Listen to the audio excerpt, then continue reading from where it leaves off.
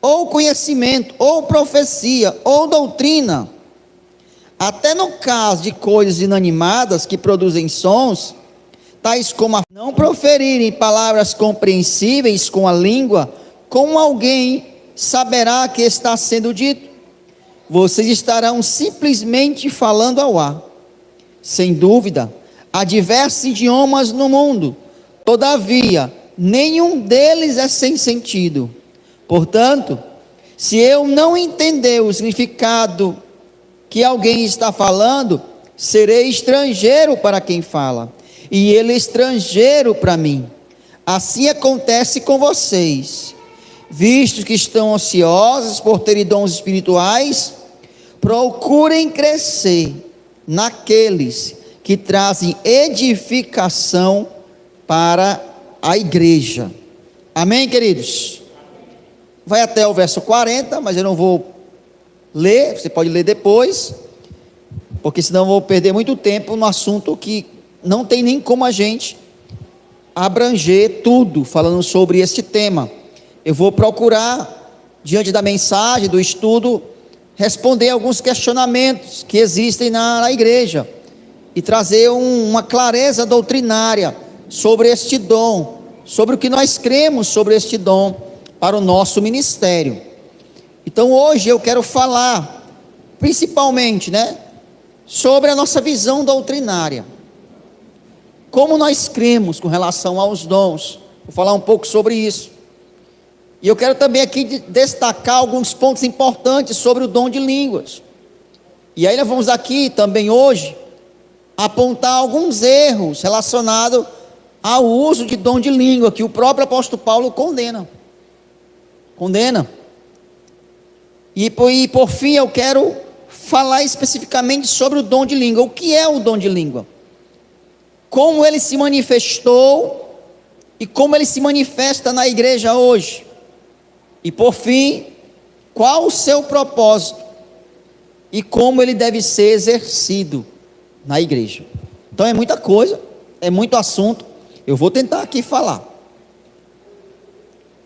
E talvez, querido, o que eu vou começar a abordar aqui hoje surpreenda muitas pessoas, principalmente aquelas pessoas que estão aqui conosco hoje, que vieram do meio pentecostal, ou neopentecostal, e muitos de nós, na verdade, saímos do pentecostalismo, e talvez o que eu vou falar aqui hoje lhe choque um pouco, vá contra o que você entende sobre este dom, mas eu garanto para você que tudo que eu vou falar aqui, eu não tirei da minha cabeça, não é invencionismo, é o que está na Bíblia Sagrada, é o que a palavra de Deus nos instrui sobre este dom.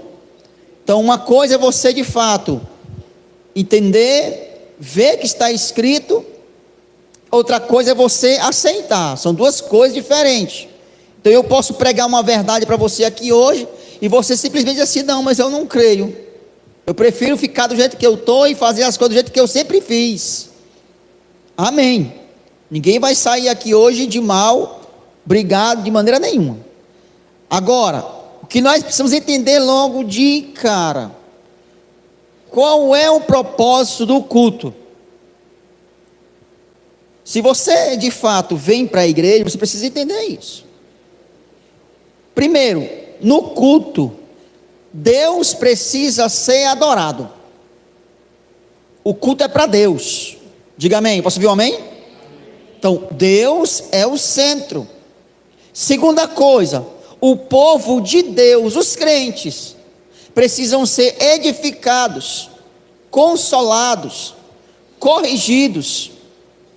E terceiro aspecto de um culto, o culto também precisa alcançar os incrédulos, com a pregação do evangelho, para que os incrédulos sejam convencidos e convertidos a Cristo, através do arrependimento. Então grave isso, Deus precisa ser adorado, os crentes precisam ser edificados, consolados, corrigidos, e os incrédulos precisam ser alcançados.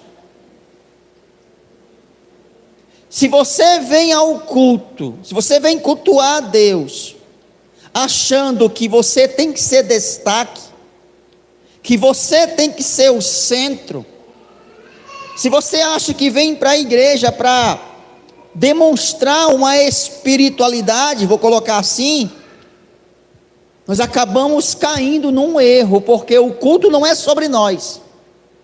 O culto não é para nós. O culto deve ser para a glória de Deus, para a edificação, e não para exibições.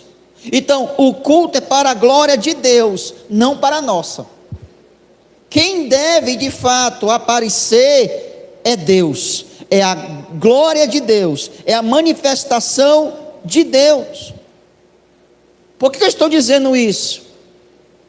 Porque se você observar o contexto do que Paulo está falando aqui, você vai ver que Paulo está exatamente tentando organizar o culto dos coríntios. Paulo via ali naquela igreja uma grande dificuldade. Paulo vai começar falando dos dons no capítulo 12.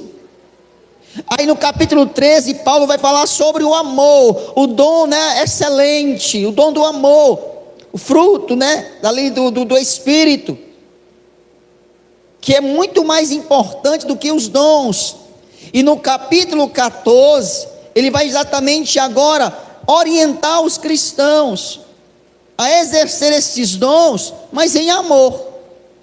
Ou seja, o capítulo 12 ele fala sobre o dom, no capítulo 13 ele fala sobre o amor, e o capítulo 14 ele fala novamente sobre os dons. Ou seja, ele faz um sanduíche: dons, amor e dons, para que aquela igreja de fato pudesse viver uma verdadeira espiritualidade. Observando o contexto, você vai ver, irmãos, que a igreja de Corinto, ela estava tentando transformar ali o culto a Deus numa espécie de palco, onde cada um queria exercer o dom melhor que o outro. O contexto é esse. Ah, eu tenho o meu melhor dom, eu falo em língua, não, eu profetizo, não, eu curo. Havia uma disputa para quem tinha o melhor dom. E ao invés de ter ali um culto espiritual, era um culto carnal, cheio de meninice. E Paulo vai exortar ele, e Paulo vai dizer isso. Era assim que estava a igreja de Corinto. Era assim que Paulo tratava aquela igreja, como uma igreja carnal, cheia de dons. Paulo vai dizer que não faltava nenhum dom naquela igreja, eles tinham todos os dons, mas eram meninos, eram carnais, havia facções, inveja, briga, intriga, numa igreja cheia de dons. Se eu perguntar aqui algo para você, os dons são importantes hoje para a igreja contemporânea? Sim ou não? Os dons são importantes, são necessários para a igreja hoje, sim ou não? Sim, porque os dons são para a edificação da igreja. A igreja não subiu, a igreja não foi arrebatada, a igreja continua militante. Então deixa eu falar um pouco do que nós, da Igreja Batista Cairói, Jardim das Oliveiras, cremos. Primeiro, nós somos continuistas. Continuistas, pastor? Sim. Continuistas são aqueles que acreditam que os dons não cessaram, que os dons continuam. Mas por que, pastor, nós somos continuistas? Porque existe também os sensacionistas. Eles creem que os dons já cessaram, que os dons ficaram apenas para a época dos apóstolos, no início da igreja, para que houvesse sinais, maravilhas, manifestações sobrenaturais, para que as pessoas se convertessem. Mas nós não, nós somos continuistas, porque nós acreditamos que de fato a igreja ainda precisa ser edificada. Agora deixar outra coisa bem claro, nós somos uma igreja apostólica, mas em que sentido? Porque nós seguimos a doutrina dos apóstolos. Mas que apóstolos? Os apóstolos originais, os primeiros apóstolos, não os apóstolos de hoje. Aqueles que se denominam apóstolos, nós não cremos. Nós cremos sim que hoje ainda se manifesta profecias, mas não da mesma forma que acontecia no Antigo Testamento, como uma revelação nova, como se Deus estivesse agora trazendo o entendimento de coisas ocultas e profundas, que a igreja não sabia que precisaria saber. Não, nós cremos que toda profecia está encerrada na Bíblia Sagrada. Em que sentido nós cremos nas profecias, pastor? Primeiro, quando você está pregando a palavra de Deus. Segundo, desde que esta profecia não vá contra o que está escrito, cremos também que Deus pode ainda hoje falar, para consolar, como vê aqui, para corrigir e para exortar em forma de profecias. Deus pode, nós cremos nisso assim. Agora, de onde eu estou tirando isso? Se você for lá para Efésios capítulo 2, verso 20, você vai ver que a igreja foi edificada na doutrina dos apóstolos e dos profetas, mas daqueles apóstolos e daqueles profetas. Então hoje alguém pode chegar, olha, Deus está agora me dando uma visão nova, para que nós comecemos agora a pintar a igreja de verde, porque o verde é o verde da esperança. Não cremos. Não cremos. Agora, com relação aos dons, nós cremos? Sim, nós cremos. Agora, precisamos ter cautela. É sobre isso que Paulo vai falar. Temos que ter o cuidado para não polarizar. Como assim polarizar, pastor? Porque há igrejas, irmãos, que de fato tem carisma, tem dom, tem manifestação, mas lhes falta caráter, lhes falta doutrina, vida piedosa, vida cristã prática. Ou seja, tem carisma, mas não tem caráter. Por outro lado, tem igreja que tem caráter, mas não tem carisma, não tem manifestação do Espírito, não creia em dons, não há frutos, na verdade, sendo manifestado com poder. Então, precisamos ter carisma, mas também precisamos ter caráter. Precisamos ter caráter, vida piedosa, mas também precisamos do poder de Deus.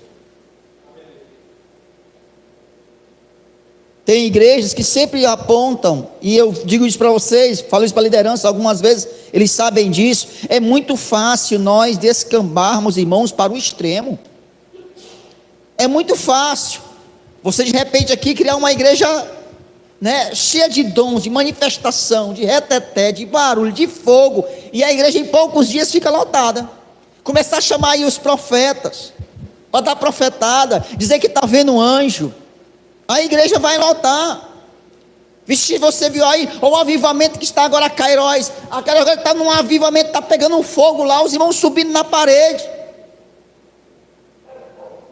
Por outro lado, há aqueles assim, não rapaz, isso aí não existe não, isso é do diabo, isso aí é tudo carnal, esse negócio de ficar dando glória a Deus, bater palma, falar em línguas, isso aí não existe. Então, enquanto uns são levados a achar que tudo é de Deus, tudo é espiritual, tudo é manifestação do Espírito Santo, no outro extremo diz assim, não, nós não cremos, isso aí já passou, ficou para trás, nós proibimos isso aqui, nada de barulho, nada da glória a Deus, nem bater palma que a gente quer.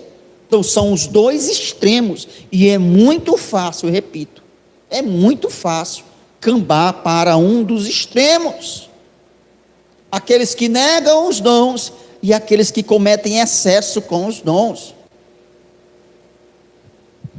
E preocupado com isso, irmãos, eu acho que Deus, não tenho certeza, Deus é tão maravilhoso, que preparou exatamente uma reunião que teve na Taitinga, que surgiu esse questionamento, para que a gente traga luz sobre como nós cremos de fato, como nós cremos.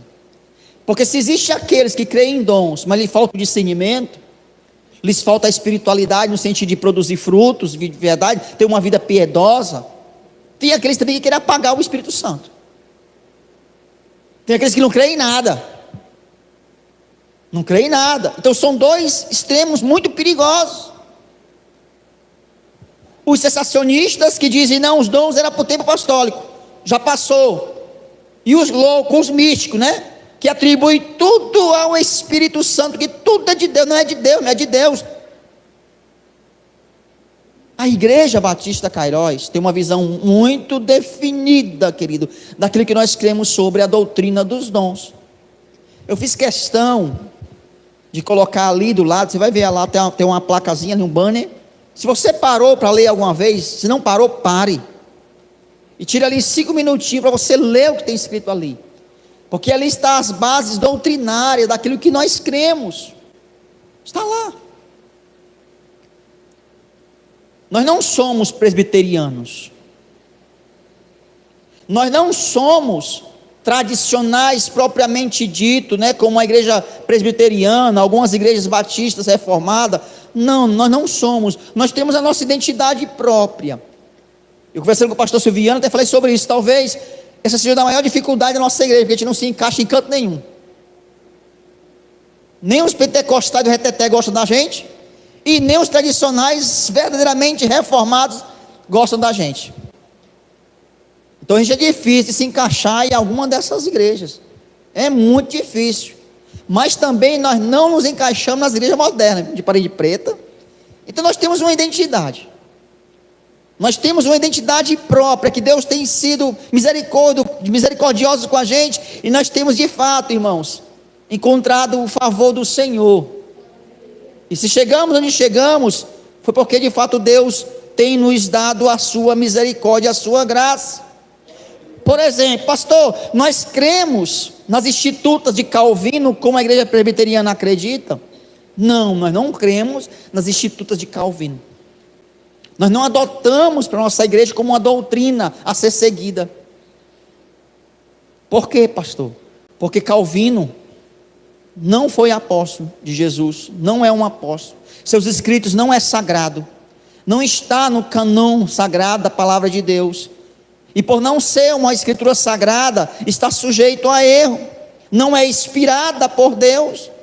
É uma obra humana, portanto passiva a erros. Não, as institutas de Calvino não é a nossa regra de fé e prática. A nossa única regra de fé e prática é a palavra de Deus. Embora nós façamos menções, por exemplo, da tulipe.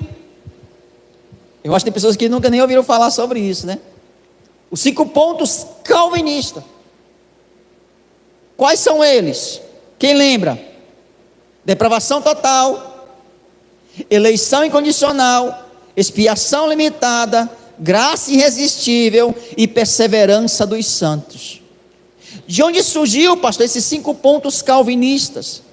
Exatamente na época em que a igreja queria definir sobre a doutrina da salvação, quando uns camaradas chamados remonstrantes, arminianos, seguidores de Armínio, tentaram refutar a doutrina da salvação reformada.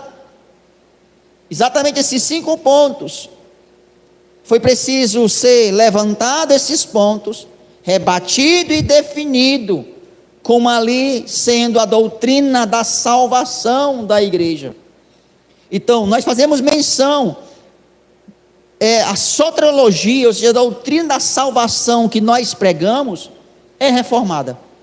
Nós cremos nesses 5 pontos. Nós não nos diferenciamos em nada com relação à soteriologia, com relação à doutrina da salvação. Mas, porém, todavia, entretanto, nós nos diferenciamos em muitos outros aspectos secundários, é verdade. Por exemplo, aqui na Igreja Batista Cairóis, nós não batizamos crianças. Nós não batizamos crianças. Na presbiteriana se batiza criança. Vocês sabiam disso? Na Igreja Católica se batiza criança. Aqui não. E as igrejas batistas, na sua grande maioria, também não. Mesmo reformado. Por exemplo, Nós somos carismáticos, nós cremos nos dons, somos continuistas, eles não. Na sua grande maioria, são cessacionistas, os dons já cessaram para eles. Um exemplo prático: na nossa igreja, mulheres pregam para todos.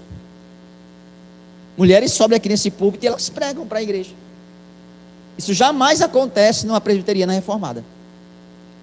Mulheres só pregam para mulheres e para crianças.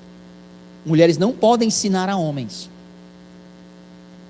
Eu estou dizendo isso, irmãos, para que você entenda: nós não somos reformados propriamente dito.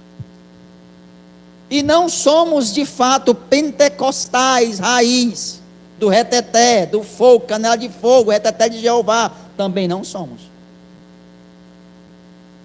Por isso que eu digo, é muito difícil a gente ser aceito por essas duas denominações, sejam tradicionais ou pentecostais, vou dizer assim, raiz, né? Ou até neopentecostal, ainda é pior ainda.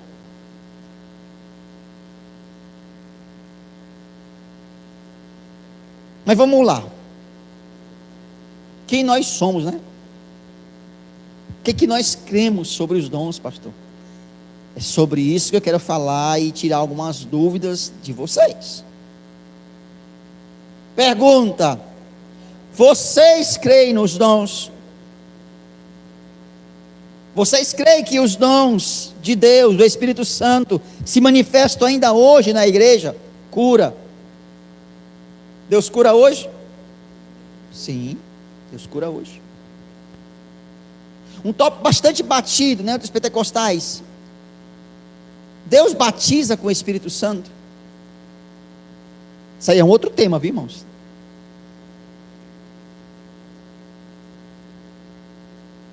Dom de línguas, que é o tema de hoje, existe ainda hoje? Como ele se manifesta? É um dom natural ou é um dom sobrenatural dado por Deus? Se nós cremos, vocês estão com medo de dizer que creem? Estão com medo de dar um chicote? Se você diz que crê, por que você de fato não manifesta? Por exemplo, pastor, eu creio no dom de cura. Por quantas pessoas você já orou e elas foram curadas? Pastor, eu creio no dom de milagres. Quantos milagres Deus já manifestou através de suas mãos?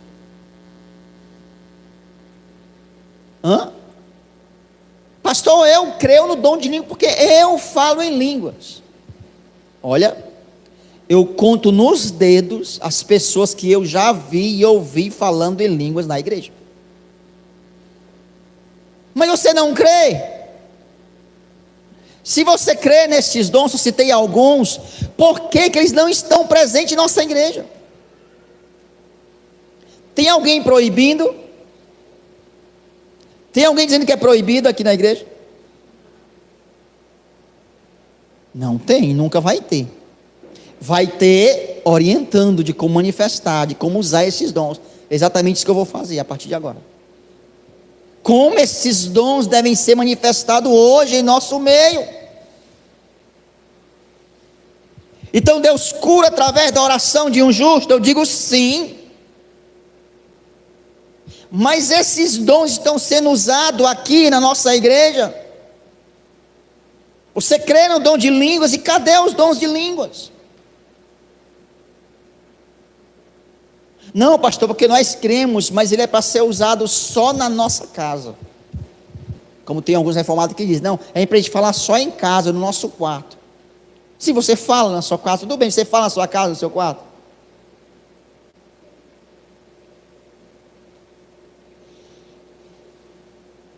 Se você crê, por que você não busca? A igreja não precisa? Eu vou dizer, irmãos, porque é muito mais fácil a gente negar, criticar,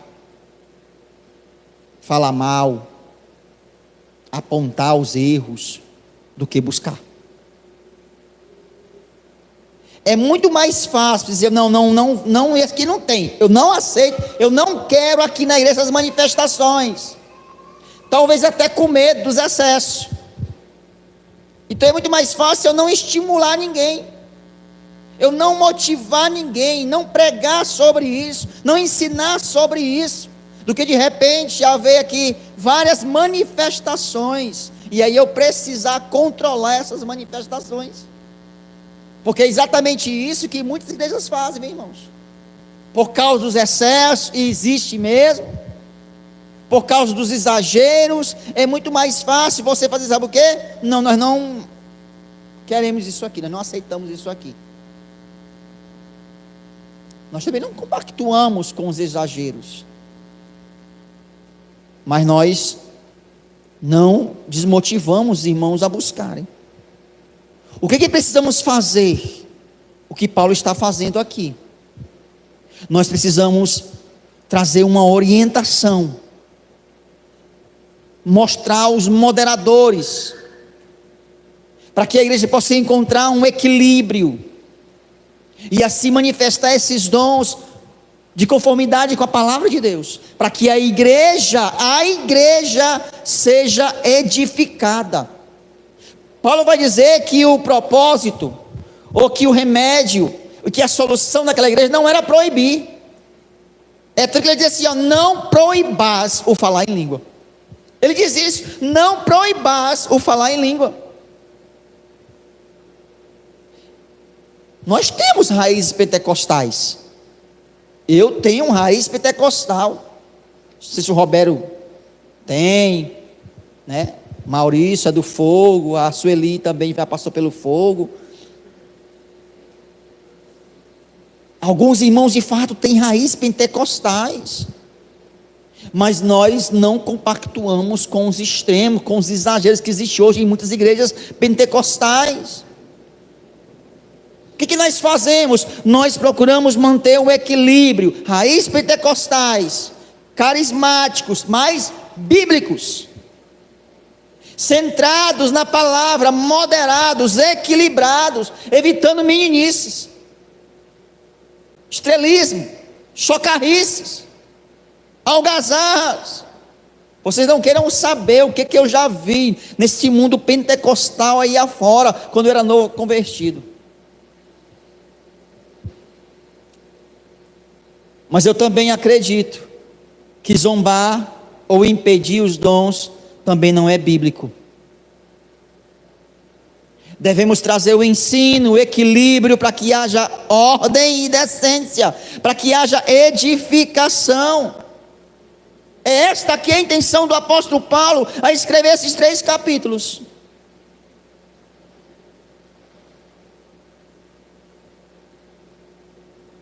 Então vamos lá.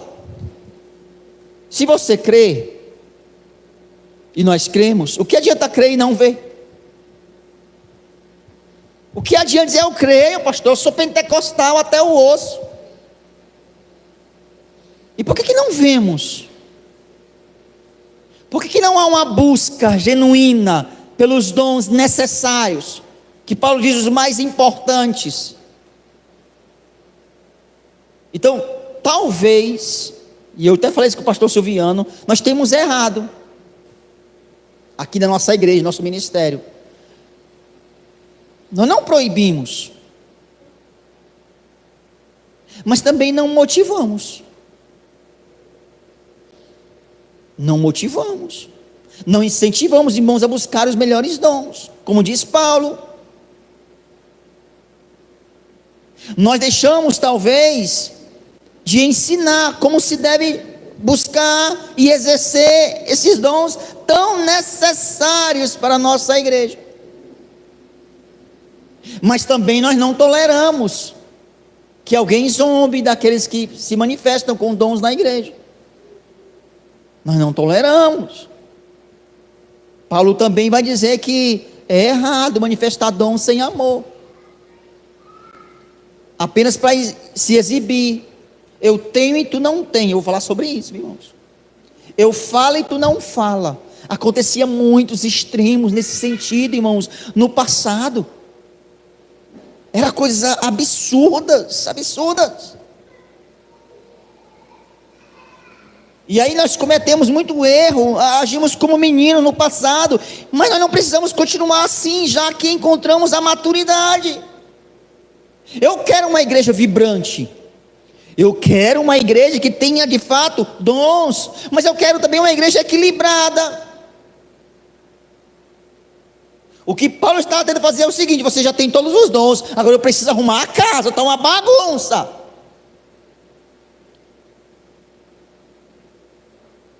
Avivamento, homens cheios do Espírito Santo, homens e mulheres ousados, isso é importante, até para a expansão do reino, manifestação de Deus. Quem não quer uma igreja vibrante, cheia do Espírito Santo, onde haja manifestação, não só de dons, mas também de frutos? Então nessa passagem, Paulo vai basicamente se concentrar em dois dons: dom de língua e dom de profecias. Não tem como abordar esses dons, dois dons, até porque não é o propósito. O propósito aqui é falar do dom de línguas. Então vamos lá, dom de línguas. Então eu vou destacar aqui logo alguns pontos importantes, para que caia por terra algum embaraço, algum engano sobre esse dom que você tem. Por isso que eu digo, eu vou falar coisas que talvez lhe choque, porque você nunca foi ensinado. É a primeira vez que você está ouvindo falar sobre essa doutrina, ensinamento. Então vamos lá, vamos começar apontando aqui alguns erros que Paulo aqui apresenta, que estão acontecendo em Coríntios e que não deve acontecer entre nós, se de fato manifestarmos esse dom. Primeiro lugar, é querer dar mais valor ao dom de língua do que qualquer outro dom. O que acontecia naquela igreja era como se o dom de língua fosse o dom da moda. Era como se o dom de língua fosse o suma-sumo de todos os dons. Era o melhor que tinha, era falar em línguas naquela época. Aí Paulo vai lá e orienta e diz assim: olha, eu quisera que todos vocês falassem em outras línguas, mas porém eu quero muito mais que vocês profetizem. E ele vai dizer o porquê. Por que ele prefere que os irmãos profetizem ao invés de ficar falando em língua? Ele vai dizer o seguinte: porque quem profetiza é superior aos que falam em outras línguas. Então vamos lá, pastor, tem um dom que se torna mais superior do que outro? Paulo está dizendo que existem dons até melhores, mais eficazes para a edificação da igreja. É isso que ele está dizendo. E o cálculo de Paulo é o seguinte: quem fala em língua edifica só a si mesmo. Eu vou chegar lá nesse ponto. Mas se o propósito de um dom é edificar a igreja, Paulo está dizendo que o dom de profecia se torna melhor, porque quem profetiza fala para toda a igreja, e quem fala em língua fala somente para si mesmo e com Deus. Mas ele abre um parêntese para igualar o dom de língua com o de profecia. Mas se houver intérprete, aí não, porque a interpretação da língua também edifica a igreja. Olha a importância disso, preste bem atenção. Eu sei que existe hoje muitas igrejas que são extremistas nesse sentido. Por exemplo, eu vim de um meio pentecostal que se você não falasse em língua, você praticamente nem era crente. Lembra disso, Eli? Não era assim, Reginalda? Rapaz, se você não falasse língua, você não assumia cargo, não era, Roberto? Não assumia cargo, não. Você era como se fosse uma segunda classe de crente. E as pessoas se sentiam menosprezadas. Pergunte a minha esposa o que ela passou, porque ela não falava em língua. E aí para eles era batismo no Espírito Santo, que eu vou falar também sobre isso. Não tem nada a ver uma coisa com a outra. Mas isso acontece ainda hoje. As pessoas que não falam em línguas, elas são tidas como menos espirituais. É porque elas não têm o Espírito Santo. É um crente de segunda categoria, segundo eles. E isso é totalmente antibíblico. Não tem amparo nenhum nas escrituras falar essas coisas. De onde eles tiraram isso? Não. Não é porque você tem um dom que você é melhor do que o outro. Não, não é porque você fala em língua que você tem mais espiritualidade, ou que você é mais abundante, cheio do Espírito Santo. Também não é. Na verdade, nenhum dom, vou repetir, nenhum dom é prova de espiritualidade. O que é prova de espiritualidade? Frutos. Não vai dar tempo para falar sobre isso, mas está lá em Gálatas.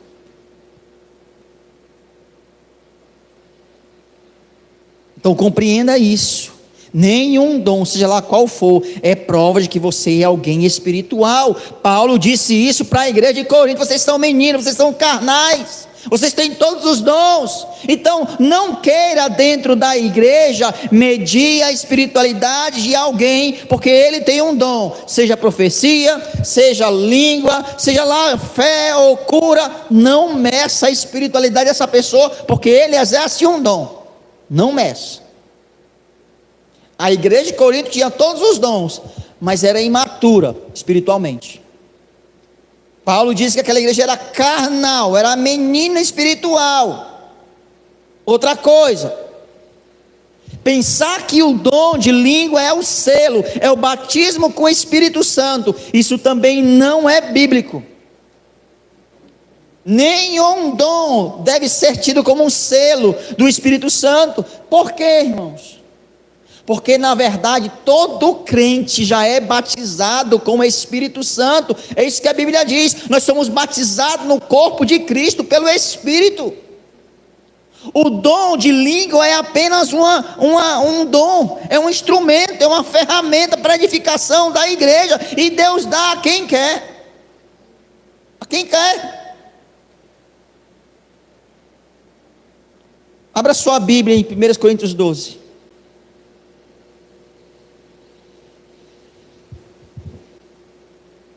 Só voltar um pouquinho, né? Deixa eu abrir aqui também.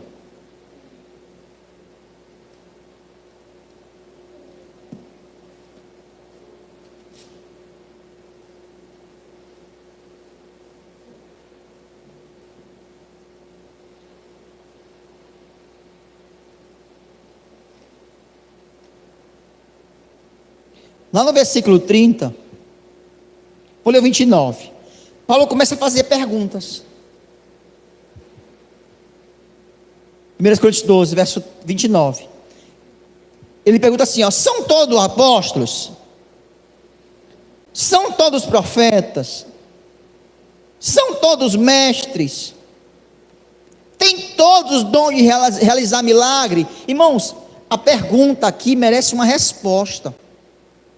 E você percebe que a resposta aqui é óbvia, é não.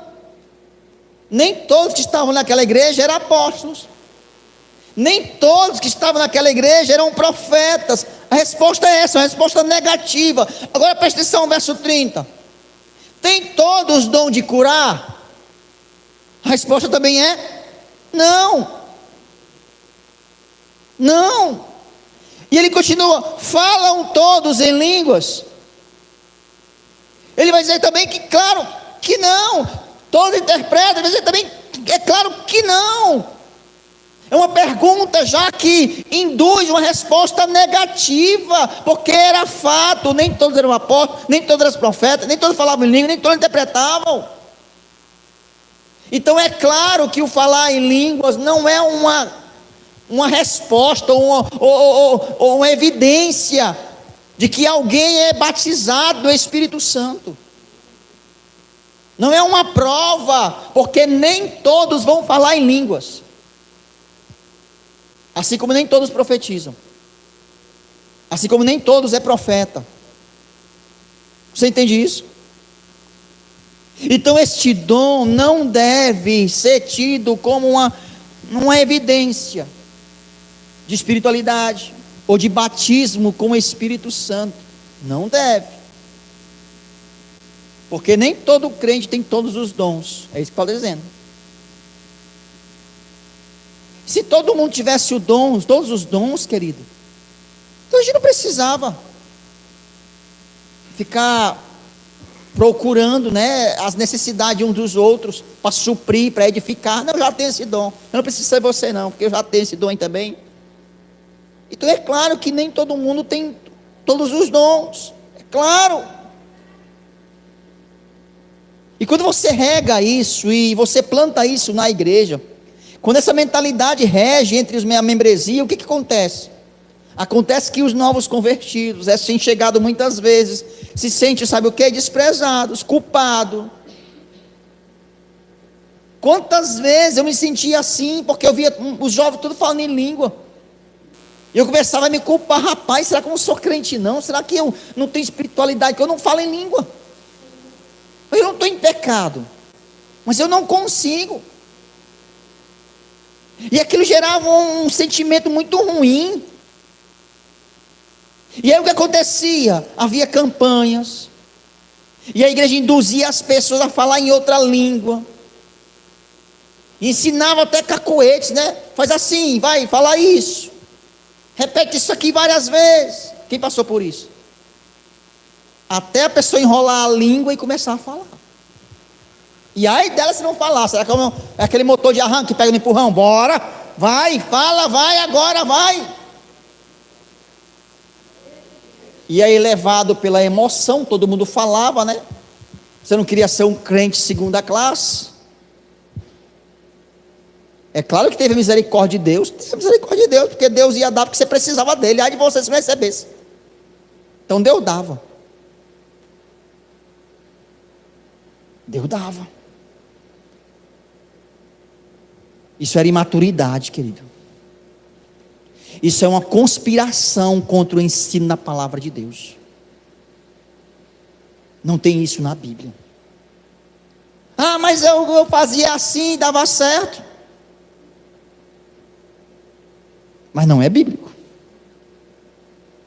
Você querer impor que todo mundo fale em outras línguas. Então você também deveria impor que todo mundo interpretasse. Porque esse é o conselho que Paulo dá. Quem fala em língua, ore para que também interprete. Eu nunca vi ninguém orando, fazendo campanha para receber o dom de interpretação de língua. Você já viu? Criar métodos. A campanha da interpretação de línguas. 7 dias de busca. Você já viu isso?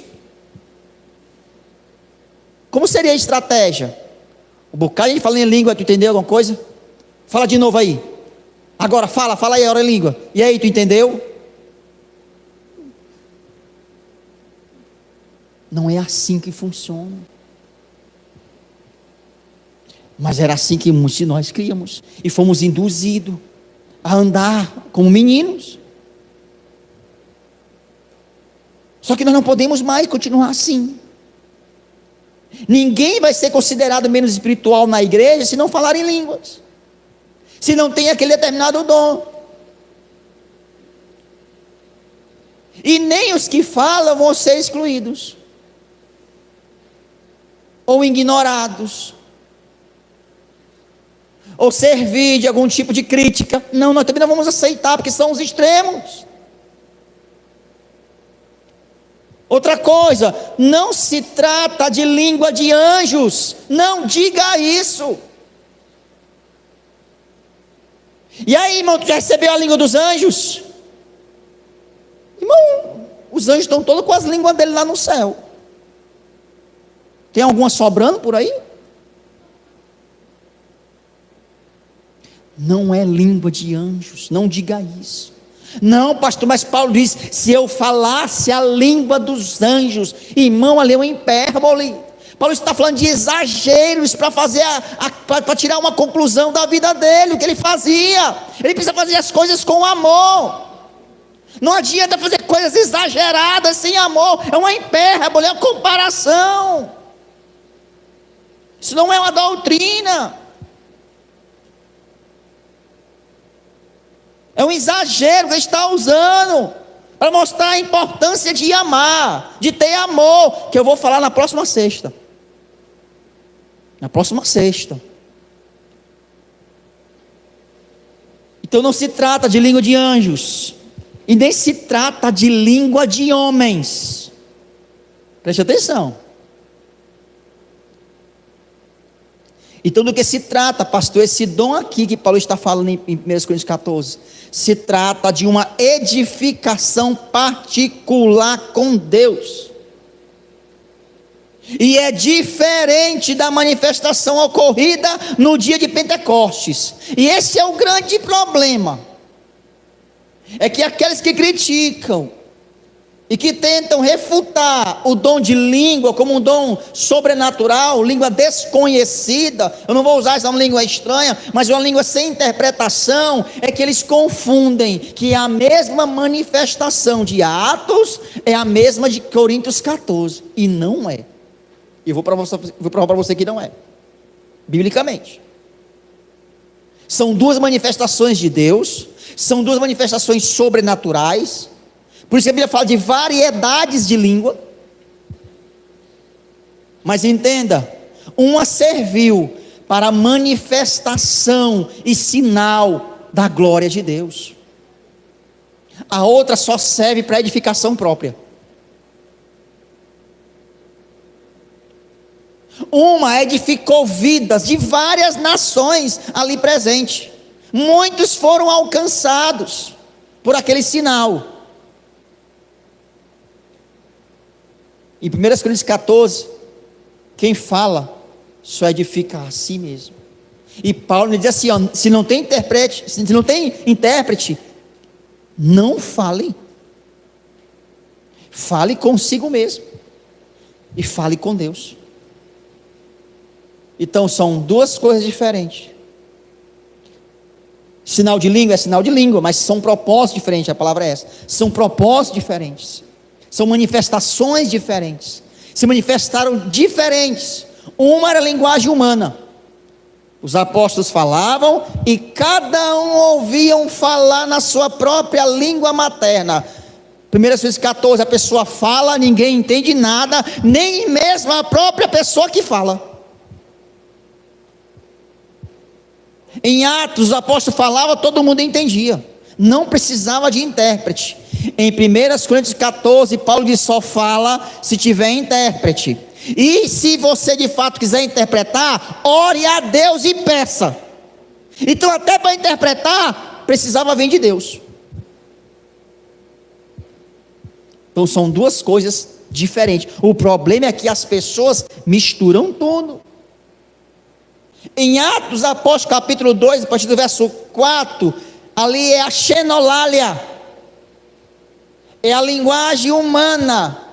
Ali é simplesmente um dialeto, é uma linguagem conhecida, que Deus capacitou, não só os apóstolos de falarem, mas também os próprios ouvintes, e ouvir cada um falando na sua própria língua materna.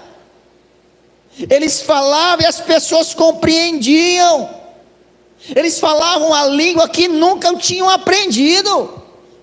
É uma manifestação sobrenatural de Deus, Jesus falou sobre ela, dizendo, vocês falarão novas línguas.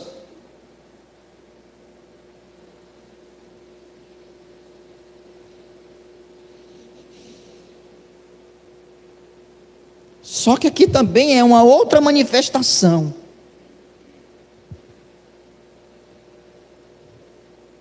Uma outra manifestação. É uma manifestação que é somente para você e Deus. É uma espécie de oração. É uma linguagem de oração que Paulo interpreta como sendo um mistério. Paulo interpreta assim, irmãos, é um mistério. Aí tem muitos teólogos tentando explicar, tentando associar com outras coisas. Quando Paulo diz que é um mistério, fala com Deus, fala em mistério. Por isso que eu digo, mais outra ênfase, né? Não é língua de anjos, porque se fosse língua de anjos, quando você começasse a falar, os anjos compreendiam. talvez até os demônios, que já foram anjos. Mas é algo tão glorioso, que Paulo diz, só quem entende é Deus. Você fala, você não entende. A sua mente fica infrutífera, Paulo diz. Teu espírito é edificado, olha que mistério, né? Teu espírito é edificado, mas a tua mente é infrutífera. Então não é a mesma língua, não é a mesma manifestação. É uma intimidade, é uma linguagem de oração. Só Deus entende. O que Paulo ensina mais sobre este dom? Primeira coisa, fala a Deus, não fala aos homens. Não é um dom público, é um dom íntimo, é um dom particular, é um dom pessoal. Paulo vai dizer, não se assemelha à profecia. A profecia, ela exorta, ela consola, edifica outros. O dom de língua é uma oração particular, edifica apenas a quem tem. Porque é uma linguagem para você e Deus, é uma linguagem sua para com Deus, não é uma linguagem sua para com os homens, como a profecia, como a pregação. Quem profetiza está falando de Deus aos homens. Mas quem fala em línguas fala de si mesmo, ou seja, dos homens a Deus.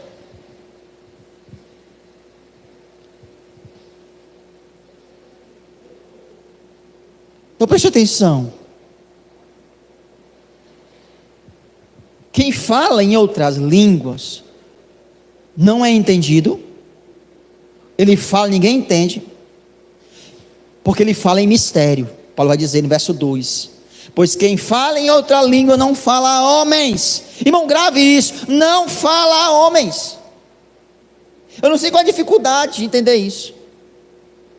Senão a Deus, visto que ninguém, irmão, ninguém é ninguém, ninguém é ninguém, ninguém entende. O em espírito fala em mistério.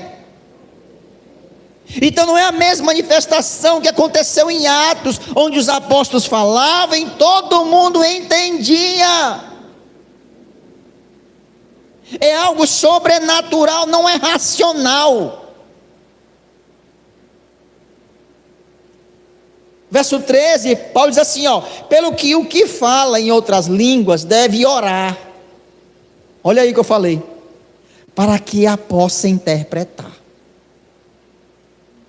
Porque se eu orar em outra língua, o meu espírito ora de fato, o meu espírito está de fato orando e sendo edificado, mas a minha mente fica infrutífera. Espera ainda, querido, o que é isso? Que manifestação é essa?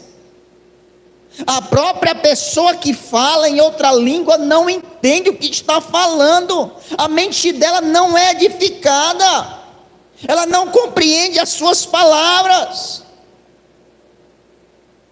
Então, se eu próprio não entendo, é claro, muito menos as outras pessoas entenderão, e ele se torna um mistério.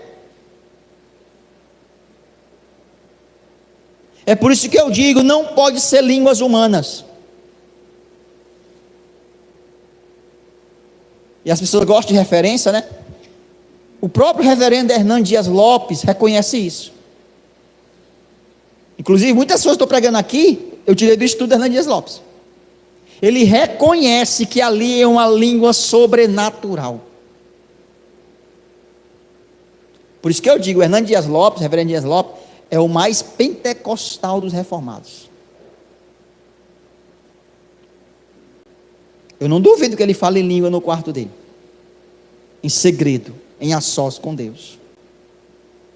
Por que não pode ser língua humana, pastor? Vou te mostrar agora. Primeiro, precisa de oração para que haja interpretação. Vem cá, você precisa orar para compreender o inglês? Não, basta estudar, se matricular numa escola dessa aí de línguas. Você pode falar o francês, o inglês, o alemão, o espanhol. Então por que Deus manda orar? É porque é algo que só Deus pode trazer a revelação. É porque é mais um dom, é mais uma manifestação do Espírito Santo, que o próprio apóstolo Paulo diz: todos interpretam. A resposta é não. É não. Então quem interpreta, interpreta porque o próprio Deus deu um dom de interpretar. Ele não estudou, ele não fez curso. O próprio Deus é quem vai dar a interpretação, para que ele consiga ali, de fato, edificar agora a igreja nesse caso. Que outro questionamento? Qual seria a necessidade de Paulo dizer para que você não fale se não tem intérprete?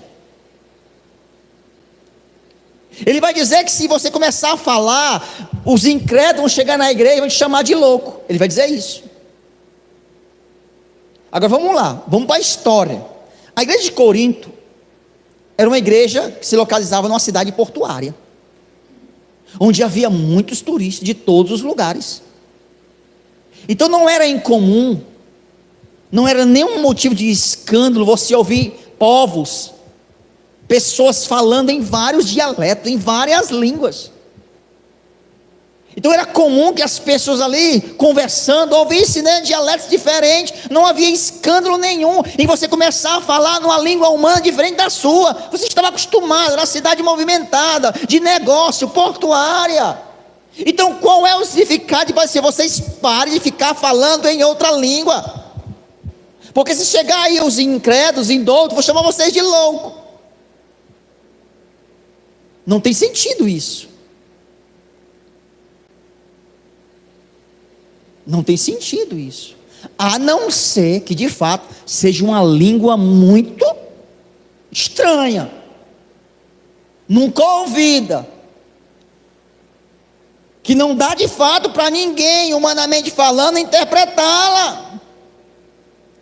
Não tem como você dizer que é escandaloso alguém ouvir outro falando em português, ou inglês, ou espanhol, ou francês, ou italiano, ou grego, ou hebraico. Não tem como dizer que isso é um escândalo. Rapaz, que escândalo. Tu tá vendo aí todo mundo falando outra língua? Principalmente se tratando do contexto da cidade. Talvez tenha em outro lugar, talvez em outro lugar, mas a cidade de Corinto não, porque era uma cidade cheia de estrangeiros. Então eu entendo que trata realmente de uma língua desconhecida de homens, um dialeto estranho. Exatamente por isso que Paulo proíbe que os irmãos fiquem falando, pelo menos desordenadamente, né? Desordenadamente, sem intérprete, porque era uma língua totalmente desconhecida. E que somente crente, irmão, somente crente poderia interpretar. Por isso ele diz: vocês têm que orar. Ele não diz: pelo menos traga aí um intérprete, chame alguém. Ele não diz isso não. Se fosse uma língua humana era fácil. Irmãos, qual é o dom, qual é a língua que tu tem? É espanhol? É francesa? Por favor, procure um intérprete aí, alguém estrangeiro que fale o francês, para quando ele começar a falar, ele traduza.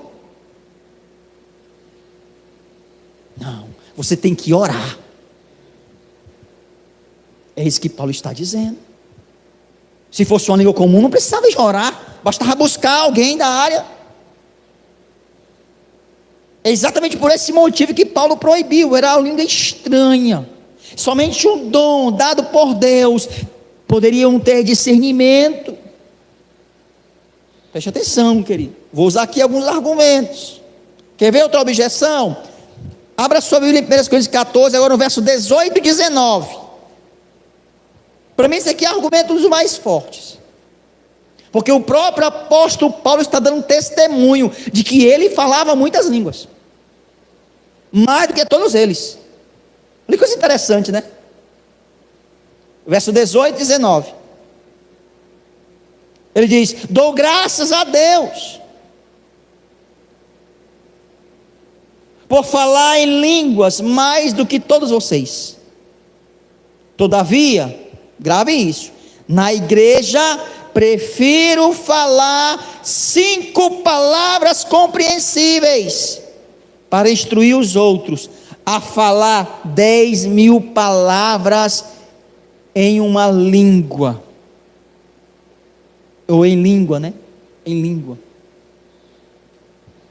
O que Paulo está dizendo aqui? Lembra que ele diz assim, irmãos, eu queria que todos falassem língua. Ele não está condenando. Ele sabe que tem uma importância falar em línguas. Ele deixa isso muito claro, há uma edificação para quem fala. E ele disse, eu também falo. Eu falo mais do que vocês. Então, se essas línguas forem línguas humanas, como muitos reformados acreditam, vamos aqui tentar entrar na mente de um reformado, nesta passagem aqui. Que língua eram essas que Paulo falava? Tantas línguas eram essas. Ele era um erudito, né? Um poliglota. Vamos entrar na mente do reformado. Então ele falava o inglês, o francês, o espanhol. Sim ou não?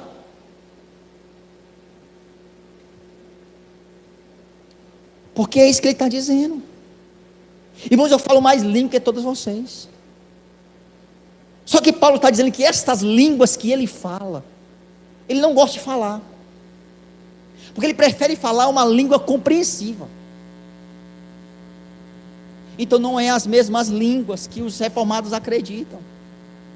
É uma língua, se Paulo falasse, não trazia edificação. Ele diz, eu prefiro falar uma língua, uma palavra que vocês entendam, seja no francês, no português, no espanhol, do que falar 1000 palavras que vocês não compreendem. Então eu não vou falar, não quero ficar falando.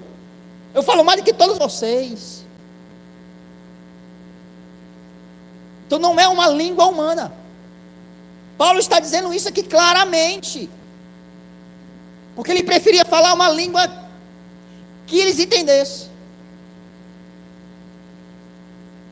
Afinal de contas, tinha um propósito, né? Quando você fala para alguém, para edificação, a pessoa precisa entender. A lógica é essa. Não quero falar, ele disse. Então, se ele não quer falar, é porque é uma língua que não compreende. Não compreende. Ele diz, eu falo mais que todos vocês. Dou graças a Deus, porque eu falo mais língua do que todos vocês. Presta atenção. Paulo tinha também esse dom. Paulo também tinha essa capacidade de orar e ser edificado. Orar em mistério. Mas ele diz, eu prefiro edificar a igreja. Eu prefiro profetizar do que ficar falando em mistério. É isso que Paulo está dizendo aqui. Isso aqui está claro, queridos. Porque senão bastava ele falar uma língua racional, uma língua lógica, um dialeto. E as pessoas entenderiam. Se essa língua de fato fosse a língua estrangeira. Ele não tinha por que ficar fazendo essa comparação. Essa edifica, essa não edifica. Essa entende e essa não entende. Afinal de contas, são todas línguas humanas. Mas ele está tratando de duas línguas. Uma compreensiva e a outra que não é compreensiva. Uma que edifica as pessoas e a outra que edifica só a ele mesmo. São duas línguas diferentes. O texto é claro. Você vai ter que forçar a barra. Mas na lógica, não é isso que dá para entender. Não é. Porque vamos lá, qual é o objetivo de Deus te dar uma língua humana, estrangeira, para que você ore em mistério? Pense comigo. Porque ele está dizendo que quem ora em língua, ora em mistério. Não fala a homens. Se de repente essa língua for uma língua estrangeira, um dialeto, se eu começar a orar, eu não vou estar orando em mistério. Porque se eu começar a orar aqui em inglês, pode ser que algum de vocês entendam. Embora eu não seja falar inglês, né? Não sei falar inglês. Mas se eu falar assim, oh my God. O que é que eu estou dizendo? Olha aí. I love you. I believe. Né? Eu estou falando ruim, mas eu não sei falar inglês. Mas tem mistério nisso? Não tem. Então não é uma língua estrangeira, é uma língua misteriosa, que Paulo preferiu não ficar falando. Não tem sentido. Deus nos dá um dom que todo e qualquer outro ser humano pode ter naturalmente, basta nascer naquela região. Não tem nada de sobrenatural nisso, inclusive para ser interpretado.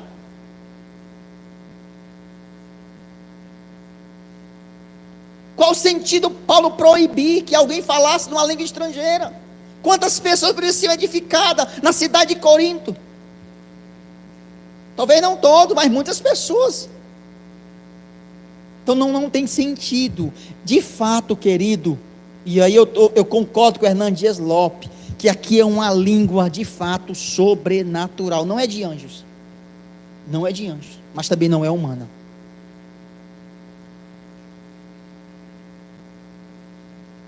Preste atenção. Olha, está dizendo aqui: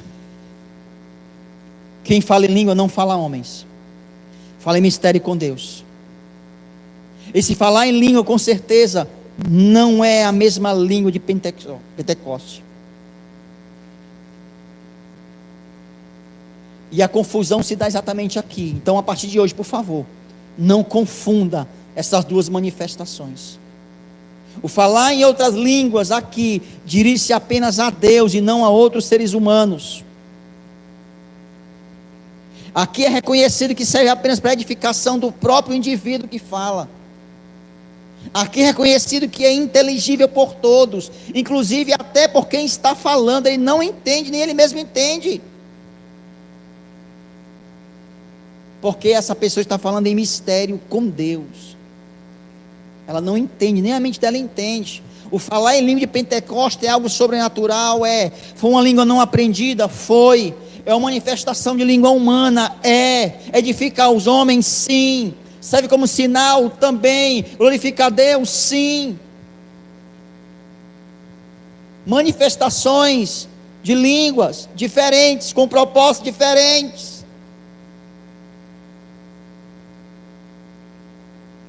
Eu vou parar por aqui, já são 9h11. Na próxima sexta-feira, eu vou dar continuidade. Tem muita coisa para ser falada. Então, se você quer entender um pouco mais desse assunto que nós cremos, nossa igreja crê, não falte na próxima sexta-feira. Tá bom, queridos? Fica de pé.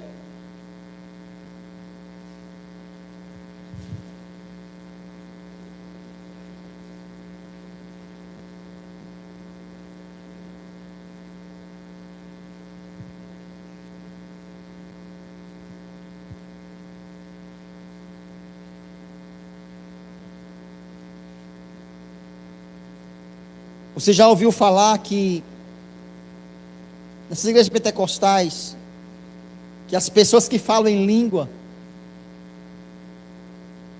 elas são mais espirituais, elas falam como se fosse assim num patamar mais elevado. Isso também não é verdade. Nós vamos falar isso na próxima sexta-feira. Pastor, então qual é a vantagem da pessoa que fala em língua? Segundo as Escrituras, o que eu entendo, qual é a vantagem da pessoa orar em línguas? Falar com Deus. Falar com Deus é orar. É porque quando ela está orando em línguas, ela está orando em segredo. É só ela e Deus. Sabe aquela oração que você não quer que ninguém escute, ninguém saiba? Por exemplo, os irmãos que vêm por ciclo de oração, não mintam. Tem orações que vocês não fazem para todo mundo ouvir. Sim ou não? Por quê? Porque vocês não querem que eles saibam. Não diz respeito a eles. Só que se você começar a falar um pouquinho mais alto, adivinha o que vai acontecer? A não ser que você fale em mistério. Ô, meu irmão, aí você está orando em mistério, não tem para onde. O irmão da direita, nem da esquerda, nem da infinita vai entender. Demônio muito menos. Anjos, esses aí também não. Só Deus. A vantagem de quem fala em línguas é porque fala em segredo. E, mesmo em segredo, consegue edificar a si próprio. É a única, para mim, a única vantagem. Mas isso não lhe torna mais espiritual do que ninguém, nem mais poderoso do que ninguém, nenhuma classe melhor do que ninguém. Amém, querido? Na próxima sexta-feira a gente continua. Pai, obrigado pela tua palavra. Que teu Espírito Santo, ó Deus, confirme, faça com que, ó Pai, a nossa mente tenha clareza e entendimento de tudo que foi ministrado aqui nesta noite. E que haja confirmação, Pai, em nosso coração, de tudo que foi ministrado nesta noite.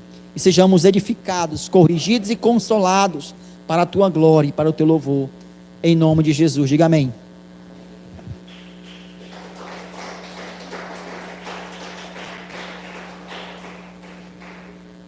Na próxima sexta-feira nós vamos continuar, vamos falar sobre a importância desse dom na igreja. Vamos falar também sobre